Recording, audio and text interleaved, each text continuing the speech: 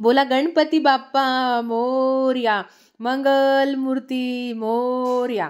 माझ्या सगळ्या स्वामी भक्तांना गणेश चतुर्थीच्या खूप साऱ्या शुभेच्छा। नमस्कार सर्वांना, श्री स्वामी समर्थ। तुम्हा सर्वांचं आपल्या चॅनलमध्ये खूप खूप मनापासून स्वागत आहे।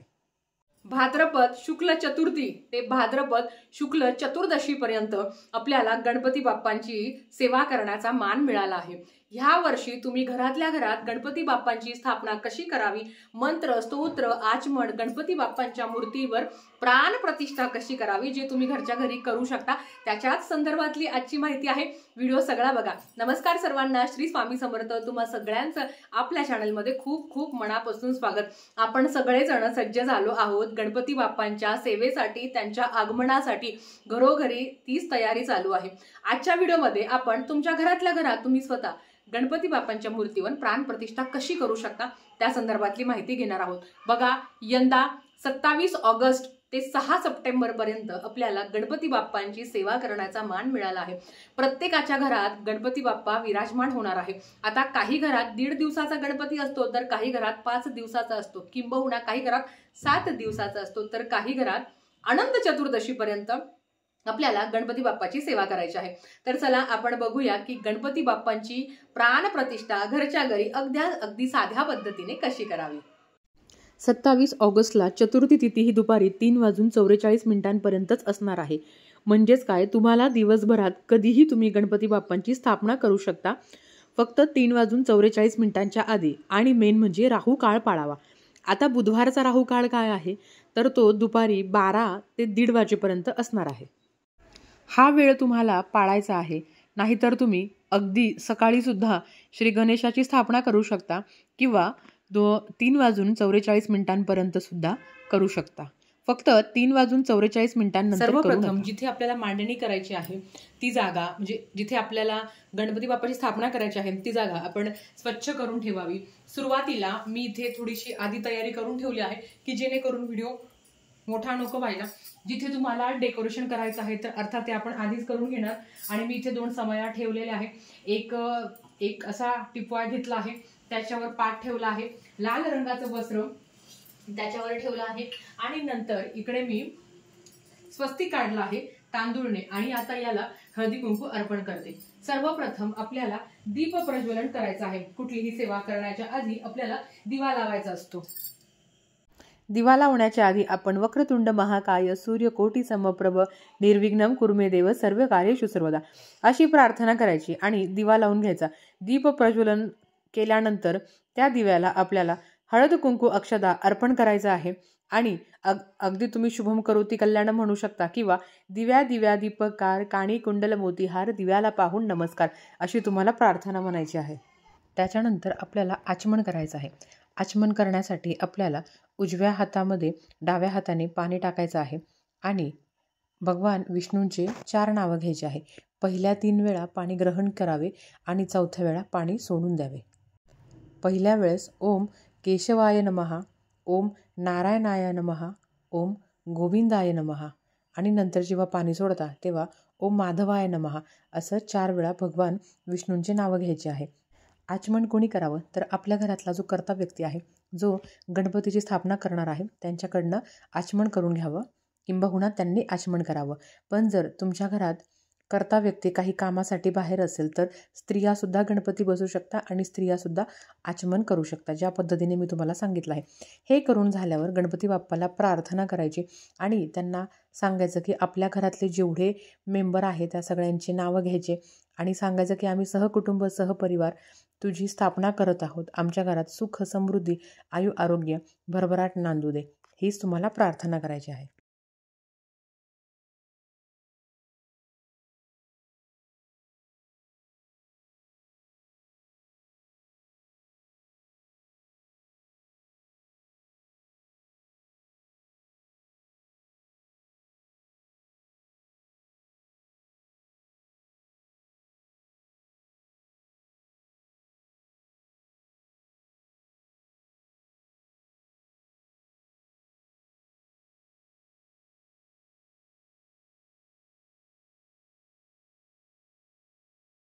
आता सगळे मंत्र हे संस्कृतमध्ये म्हटल्यावरच देवाला समजतं का, तर नाही।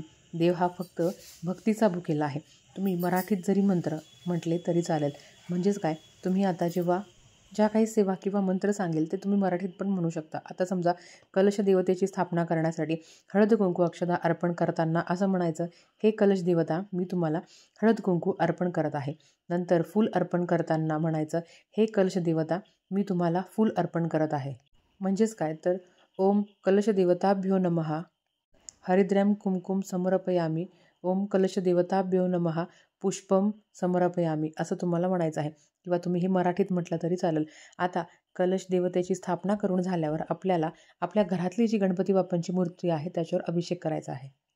तुमच्या घरात जर गणपती बाप्पांची मूर्ती असेल तर ती तुम्हाला एका तामणामध्ये घ्यायची आहे आणि त्या गणपती बाप्पांच्या मूर्तीवर अभिषेक करायचा आहे. आता ज्यांच्या घरात गणपती बाप्पांची मूर्ती नाही तर त्यांनी सुपारी स्वरूपसुद्धा गणपती बाप्पांची स्थापना करायची आहे आणि अभिषेक करायचा आहे. आता गणपती बाप्पांच्या मूर्तीवर अभिषेक करत असताना 1 वेळा गणपती अथर्व शीर्षमचं पठण करावं. जर तुम्ही 11 वेळा केला तर अतिशय उत्तम, पण नाही शक्य होत तर 1 वेळा करावं. आता ताई आम्हाला अथर्व शीर्षम म्हणता नाही येत, त्यांनी ओम गण गणपते नमः या मंत्राचा 108 वेळा जप करावं. नाहीतर तुम्ही गणपती स्तोत्रमसुद्धा 11 वेळा म्हणू शकता. सर्वप्रथम पाण्याने अभिषेक करावा, त्याच्यानंतर पंचामृताने अभिषेक करावा, परत दुधाने अभिषेक करावा आणि परत पाण्याने अभिषेक करावा. नंतर एका चमच्यामध्ये पाणी घ्यावं आणि त्याच्यामध्ये हळद कुंकू टाकून अभिषेक करावा. हे सगळं करत असताना आपल्याला गणपती बाप्पांचं नामस्मरण करायचं आहे.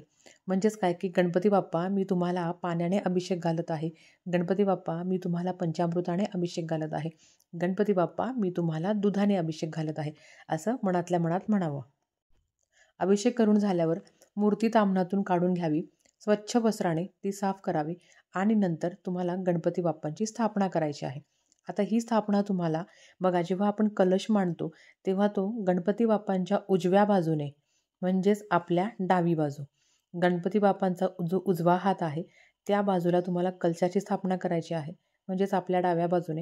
आणि जो मी गणपती बाप्पांची मूर्ती किंवा तुम्ही सुपारी घेतली आहे तर ती तुम्हाला गणपती बाप्पांच्या डाव्या बाजूने म्हणजेच काय तर आपल्या उजव्या बाजूने तुम्हाला त्याची स्थापना करायची आहे.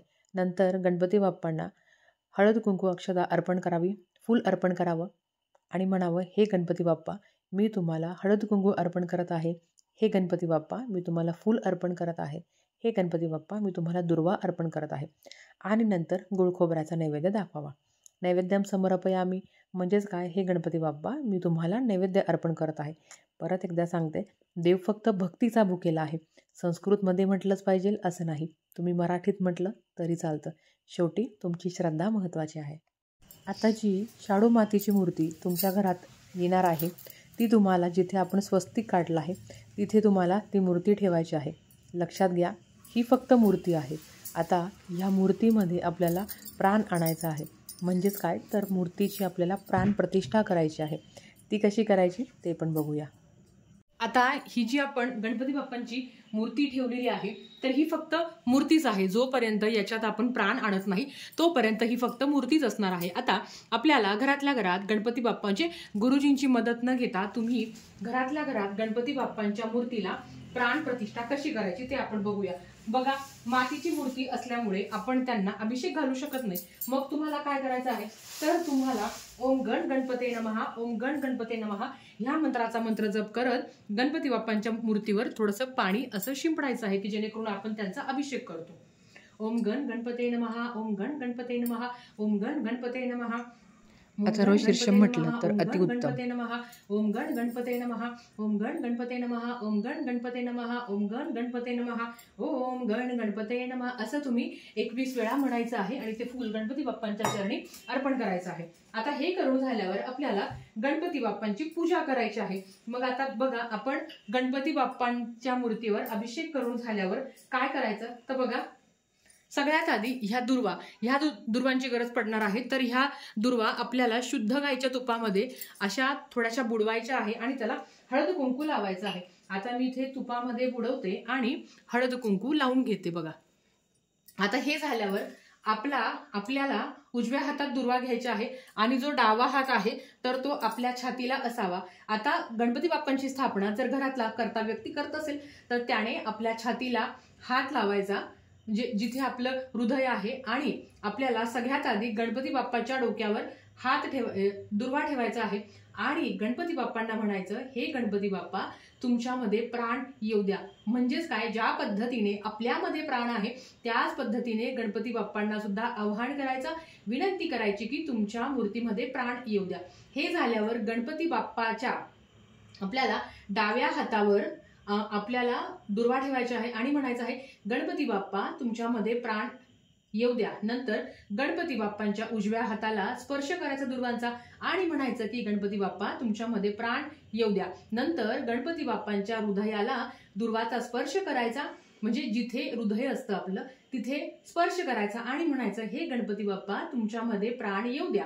नंतर गणपती बाप्पांच्या पायाला स्पर्श करायचा दुर्वांचा आणि म्हणायचं, हे गणपती बाप्पा तुमच्यामध्ये प्राण येऊ द्या असं म्हणायचं आणि ह्या दुर्वा गणपती बाप्पांच्या चरणी अर्पण करायच्या आणि म्हणून हेच प्रार्थना करायची, हेच म्हणायचं आहे की मी जी काही गणपती बाप्पांची स्थापना केली आहे, मी जी काही गणपती बाप्पांची मूर्ती घेतलेली आहे त्याच्यामध्ये आता प्राण आलेले आहे.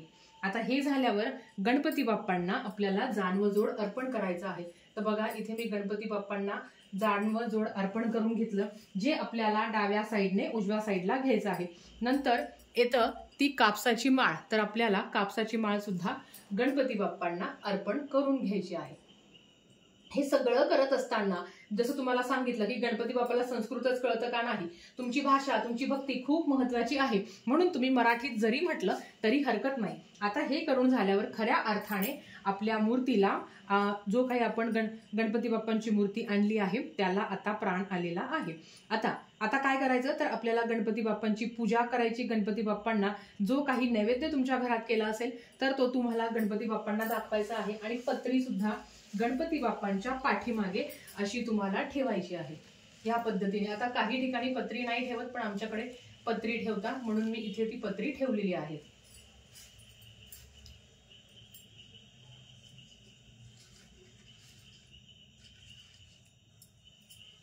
पत्री ठेवून झाल्यावर आपल्याला खाली ज्या पद्धतीने आपण 5 विडा सुपारीची दोन विड्याची पानं मिळून 1 विड्याची पानं, या पद्धतीने आपल्याला 5 विड्याची पानं ठेवायची आहे आणि त्यांची सुद्धा तुम्हाला पूजा करायची आहे. काही ठिकाणी फक्त 1च विड्याची पानं ठेवली जातात, तर काही ठिकाणी 5 विड्याची पानं ठेवली जातात.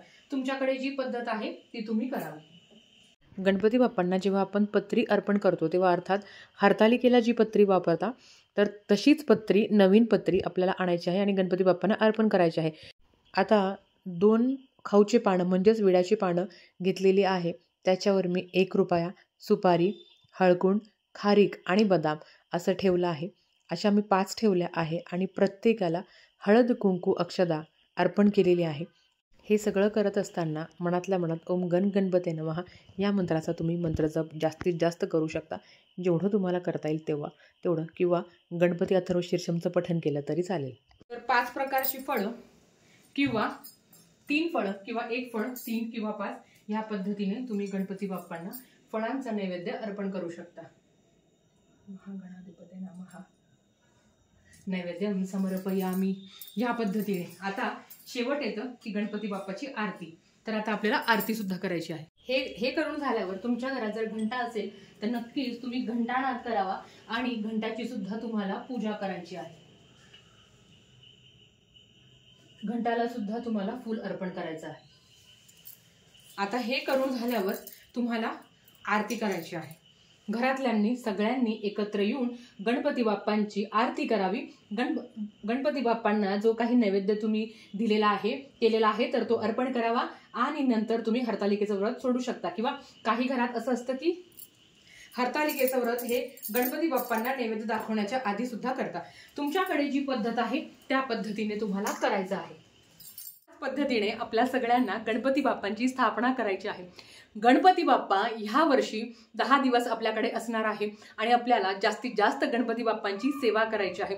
प्रत्येकाच्या घरात गणपती बाप्पा विराजमान होणार आहे. प्रत्येकाच्या आयुष्यातलं सुख त्यांनी बघावं आणि दुःख जाताना त्यांच्याबरोबर घेऊन जावं हीच गणपती बाप्पांचरणी प्रार्थना करते. आणि आजचा व्हिडिओ इथेच थांबवते. आवडला असेल तर लाईक, शेअर, सबस्क्राईब करा. भेटूया परत अशाच एका नवीन व्हिडिओ सोबत. तोपर्यंत श्री स्वामी समर्थ.